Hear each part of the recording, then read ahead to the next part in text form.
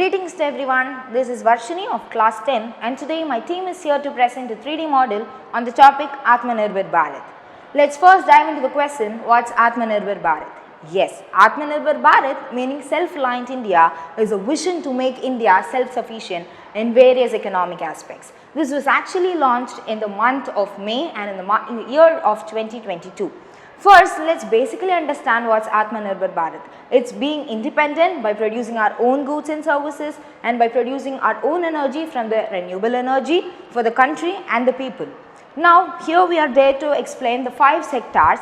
They are the renewable energy, the industrial sector, the agriculture sector, the digital India and finally the defense sector. And now I am here to explain the defense sector. Let me go into this defense sector. So what's defense sector? And basically self-reliance is the best defense a country could ever have. And here we have a country and it's now making many of its own weapons and vehicles under the Make in India for defense. For example, India has built its own fighter jet called the Tejas and the aircraft carrier, the INS Viksit. Both are made in India and the Operation Sindoor is a tremendously proud moment for each and every Indian and a perfect example of a silent but yet a strategic win over the other country. Operation Sindoor is not just a test but was a silent real world deployment of India's self-reliance in defense. It's a moment of immense national pride where it showcased the skill of our scientists, the courage of our armies and finally the success of the project Make in India for defense. And the next important sector is agricultural sector. Over to Kavya, she will be explaining the agricultural sector.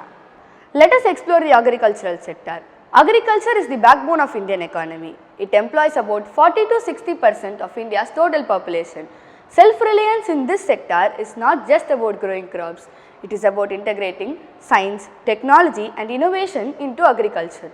We see major initiatives taken by government for this, such as PM Kisan, which provides direct financial help to farmers, and ENAM, which connects farmers to buyers across India. There is also a big push for climate smart farming, organic agriculture and solar power irrigation from PM Kusum. There are also schemes which provides funds to farmers such as Agri Infrastructural Fund and Kisan Credit Card. This push for Atmanirbhar Bharat has made India achieve a record of food grain production over 330 million tons in the year 2023 to 24. Also, there is an initiative taken by our Prime Minister Shri Narendra Modi called Shri Anna, which is basically providing millet-based food to all the world leaders who came to India for the G20 summit. This push has made India achieve in agricultural sector. The goal is clear. It is to double the farmer income, ensure food security and make India globally competitive in agricultural sector, which means to reduce the dependency, minimize post-harvest losses, increase farmers' income and make Indian agriculture more resilient and market-oriented. Finally, agriculture isn't just growing crop. It is about growing prosperity to feed a nation like India. Over to Rupika Shri, who will be explaining about renewable energy. Let me explain how India empowering itself with nature's power.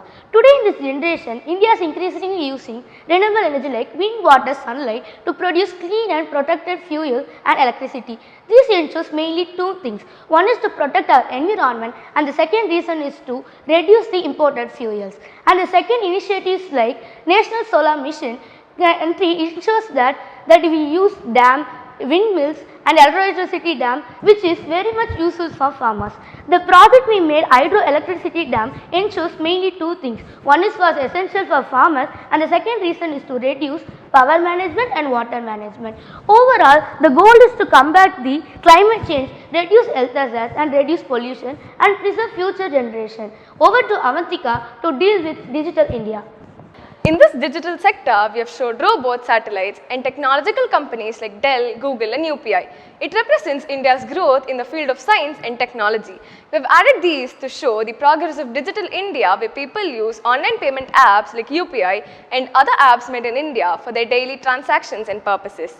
Also, India has been doing amazing job in space and space-related missions. For example, Chandrayaan-3 and Aditya L1 missions by ISRO has made our country very proud. A major recent achievement was the launch of India's UPI in Sri Lanka and Mauritius in February 2024. This allows Indian tourists and local population to use their UPI apps for daily transactions. UPI has shattered records exceeding 100 billion value in the fiscal year 2024. India is now actively exporting digital public infrastructure, stack, a blend of Aadhaar, UPI and other platforms as a model for other nations. India has thus proven that it is using its own ideas and inventions to become self-reliant. Over to Shravanti to explain the industrial sector. Now, let us explore the industrial sector. This part of our model has buildings, roads and vehicles to show the growth of constructions and industries in India. We made this to show how India is producing more goods in India itself through the Make in India scheme. The manufacturing sector has been supercharged by the production-linked incentive scheme. A landmark achievement is that India is now producing nearly 14% of Apple's annual global iPhone production, with iPhone 15 being shipped from India to all over the world on launch day. This shift of supply from China to India itself is a direct result of these schemes. Furthermore, the need for strategic electronics, India has launched its first semiconductor fabrication plant by the Tata Group in partnership with the Power Chip Semiconductor Manufacturing Corp in Dholera, Gujarat. This $11 billion project will manufacture microchips domestically, ending a critical dependency on imports. This shows how India is being more self-sufficient and providing job opportunities for others. In conclusion, India's journey towards self-reliance is not just about economical policy. It is about the fundamental reclamation of our strategic autonomy and national defense. We are systematically building an India that is secure, prosperous and resilient, powered by its own people and resources. It is not about isolation. It is about building strength at home so that India can engage with the world from a position of confidence and contribute as a leading power. The success of Make in India, Digital India and renewable goals shows us that India becoming a self-reliant country is not just a vision but a reality in the making. Atmanibhar Bharat is the blueprint for India to become not only a self-sufficient country but also a vital and indispensable contributor to the global community. Now, this project was presented by myself, G. Shravanti 10C and Varshini 10B, SD Avantika of 10H, Rupika Shri 10C and Kavya of 10E. Thank you. Thank you. Thank you.